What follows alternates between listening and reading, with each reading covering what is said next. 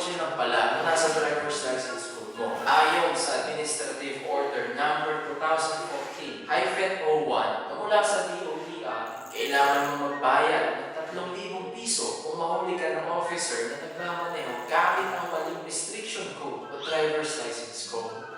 Impound ang dala mong sasakyan dahil technically, nagmamaneho ka na rin ng walang lisensya. Driving without a license, kumbaga. Bakit? Dahil hindi ka naman qualified magmaneho ng tricycle o van kung wala kang restriction code o driver's license code para rito. Tandaan, dapat mamaneho ng may maling driver's license code o DL code ay may multa na 3,000 piso, impound ang sasakyan mo at hindi ka na rin makakakuha ng 10-year validity ng driver's license dahil sa demerit record mo.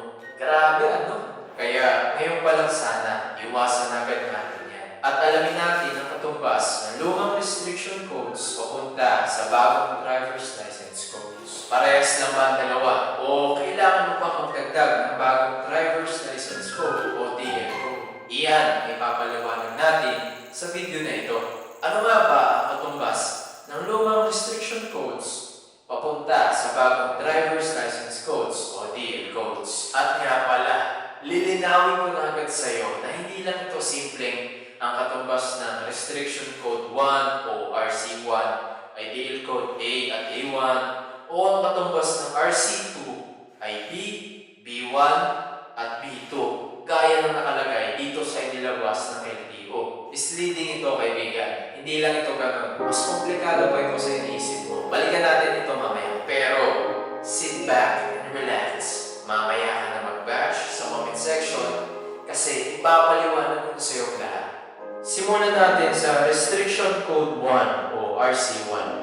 Magkaiba ang kalalabasan kung ang hawak mo ay professional o non-professional driver's license. Iba ngayon, driver's license na lang nakalagay sa harap ng lisensya. Pero hindi ibig sabihin na tinanggal na yung klasifikasyon ng pro at non-pro. Kung professional ka dati sa lumang sistema, pro ka pa rin sa bagong sistema. Ganon din para sa mga non-pro.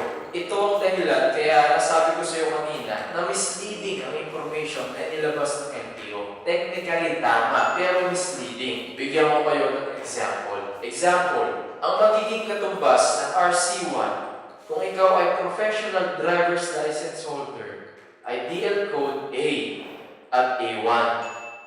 Kapag naman ikaw ay non-professional, ang katumbas ng RC1 ay DL code A lang. Malaki ang diferensya ng dalawa. Sana ay naliwanagan kayo kasi misleading talaga ito at dapat nililinaw ito ng LTO. Dahil makaakalain ng iba na kung dati ay RC1 o Restriction Code 1 ang gamit nila ay pwede pa rin silang makapagmaneho ng tricycle. O kung Restriction Code 2 o RC2 naman ang gamit nila ay pwede pa rin sila makapagmaneho ng van. Sa bagong DL system o Driver's License Code System, kailangan mo applyan ang specific driver's license code para makapagmaneho ng tricycle o van o kahit anong klaseng sasakyan. Tandaan, may specific DL code o driver's license code para sa lahat ng klase ng sasakyan. Yan ang bagong driver's license code system kumpara sa restriction code system o RC system. Next, restriction code 2 o RC2. Ang katumbas nito ay DL code B, B1 at B2 para sa mga professional driver's license holder. Para naman sa mga non-pro o mga non-professional, ito ay DL code B lang. Sunod naman, ang Restriction Code 3 o RC3.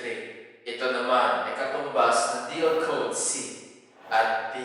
Matik para lang ito sa mga professional driver's license holder. Magbigay pa tayo ng malinaw na halimbawa. Halimbawa, ito ang lumang driver's license ko. Luma, ang restriction codes nito ay 1, 2, at 3. Ngayon, dahil professional driver's license ang hawak ko, professional, ang naging katumbas nito sa bagong driver's license code system o driver's license code ay A, A1, B, B1, B2, C, at D.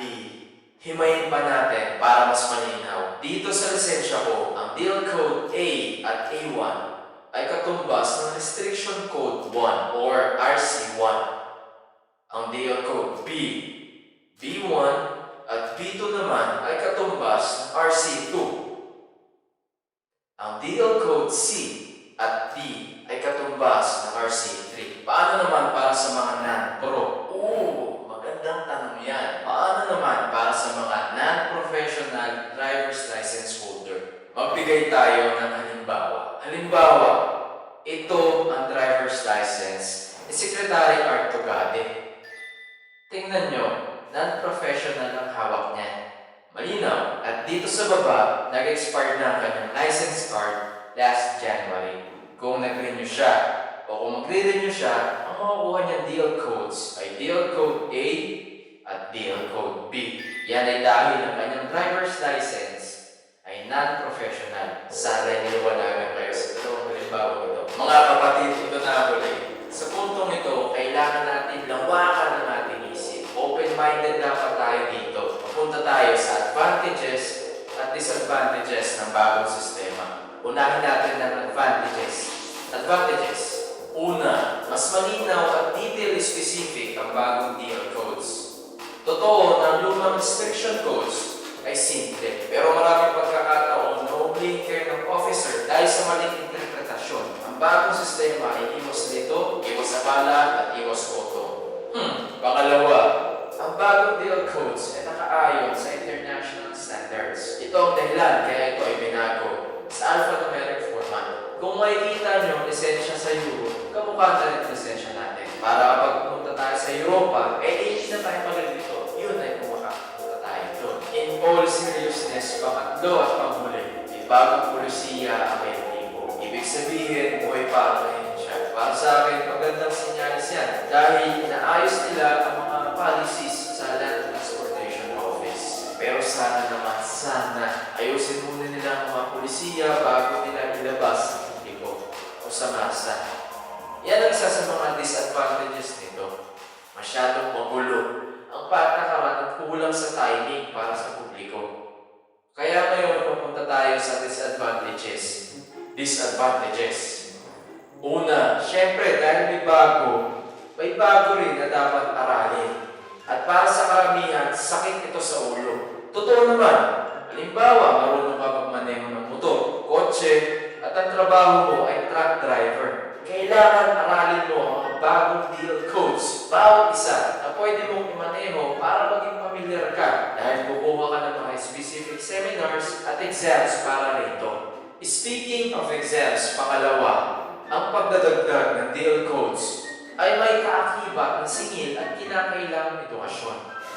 Maghanda ng sapat na pera at kaalaman kung balak mong magdagdag ng DL codes. Pera na naman to. Anyway, ang pinakamalala, pangatlo, kulang sa information drive ang Land Transportation Office. Halos itong information lang na ito ang available na technically misleading pa.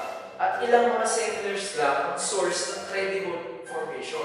Paano naman ang masa? Kailangan pa ba nila mag-seminar ulit? Aasa na lang ba sila sa mga YouTubers? Kung gano'n naman pala, nilike mo naman ang video nito. Kung nagustuhan mo, kung nakatulong sa'yo. Pero seryoso, kulang na kulang ang information drive o pagbibigay ng impormasyon sa ating mga masa. Kung sa tingin ng LTO na importante ito, dapat lang nabibigyan ito ng kaukulang pansin, lalong-lalo na sa information dissemination o pagpapalaganap ng impormasyon na ito. Ipamedya nila, pwede naman yun. Comment down below kung anong tingin mo sa bagong DL codes. Sangayon ka ba dito o hindi ka sangayon? Tara, usap naman tayo sa comment section. Yun lang at